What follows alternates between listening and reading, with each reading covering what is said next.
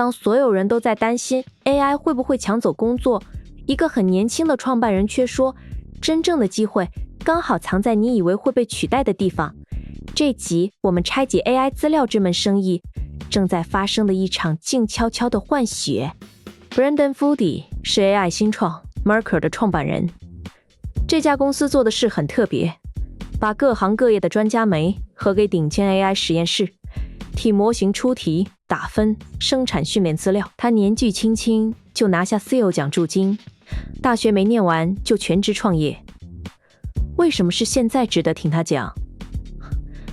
因为公开网络上能爬的文字几乎被模型吃光了。资料这门生意正从幕后走到台前，变成决定模型强弱的关键战场。先听他怎么描述这个转折。Transition happening in the human data market, where it was shifting away from the crowdsourcing paradigm that companies like Scale AI pioneered of how do you get low and medium skilled people that can write barely grammatically correct sentences for the early versions of ChatGPT. And it was moving super quickly towards the agentic data paradigm of how do we find super high skilled experts, the bankers, lawyers, doctors, FANG software engineers that can work collaboratively with one another in teams to build frontier eval. 他讲的重点是，人类资料市场正在换引擎，从 Scale AI 那套找一大群低中技能的人，便宜大量标注，快速转向请银行家、律师、医生、顶尖工程师组队出题。这为什么重要？因为模型已经把网络上的公开文本读完了。下一轮比的不再是资料多不多，而是资料够不够专业。这里有个少有人点破的讯号，稀缺性从量搬到了人，我把它叫做资料的白领化。原本坐办公室的专业知识，突然变成 AI 供应链的上游原料，而把群众外包做大的旧模式，某种程度是被自己养大的需求淘汰掉的。And a great proxy for this is that the Bureau of Labor Statistics analyzed that over the last 225 years, we've made the average person 20 times more productive. So that's equivalent to automating 95% of what you do in your job. Yet at the same time, we have more jobs in the economy than ever before. And I think that that will continue where 他搬出劳工统计局的数字，过去225年，人均生产力提升20倍，等于自动化了你工作的 95%。但今天的工作机会却比史上任何时候都多。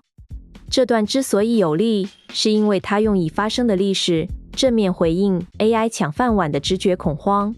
但我想补一个原片没展开的角度，被自动化的从来是任务，不是人。消势变高，往往把饼做更大，长出新职缺。不过这条曲线是平均值，转换期的阵痛和分配不均都被平均掉了。总量变多，不代表每个人都能平顺地走过去。这是听这组数据时要自己补上的但书。最后这段是他给的心法。That I think people try too hard to be disciplined, to do things that they don't necessarily want to do, when a lot of the key to success is finding the thing that you can be obsessive about. Like I remember when I was in college, I would have a hard time motivating myself to cover your ears, like turn in homework on time, attend a class, all that kind of stuff.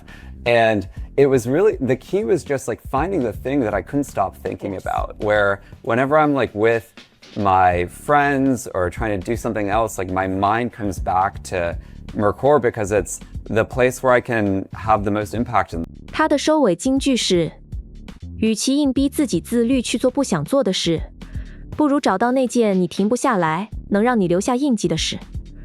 乍听是创业鸡汤，但它其实藏了一个更难的题。对已经找到那件事的人，这是安慰；对还没找到的人，这反而是一道更硬的功课。我的看法是，他不是在否定自律，而是把自律外包给了助迷。